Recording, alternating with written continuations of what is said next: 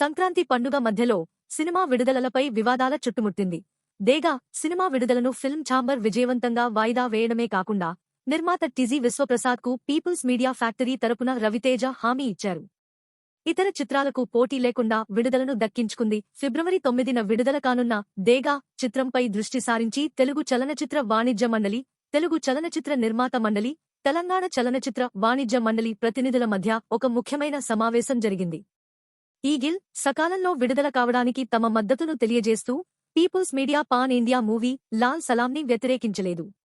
అదనంగా ఊరుపేరు భైరవకోన నిర్మాత రాజేష్తో చర్చలు అదే తేదీలో గొడవ జరగకుండా ఉండటానికి విడుదలను వాయిదా వేయాలని నిర్ణయించుకున్నాయి. వారి సహకార ప్రయత్నాలకు పాల్గొన్న నిర్మాతలందరికీ కృతజ్ఞతలు తెలియజేయబడ్డాయి.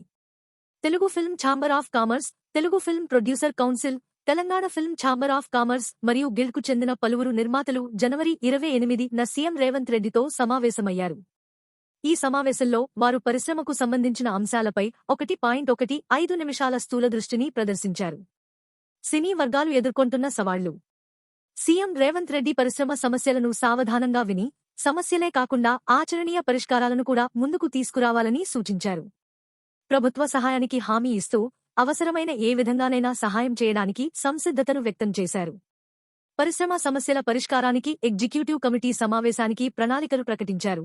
త్వరలో సీఎం రేవంత్ రెడ్డిని కలుసుకుని అభిప్రాయాలను సేకరించి సహకారంతో పరిష్కారాలను రూపొందించాలనే ఉద్దేశంతో లేవనెత్తిన సమస్యలపై సానుకూలంగా స్పందించిన సీఎం రేవంత్ రెడ్డి సినీ ప్రముఖుల నుంచి ప్రత్యేక కృతజ్ఞతలు తెలిపారు.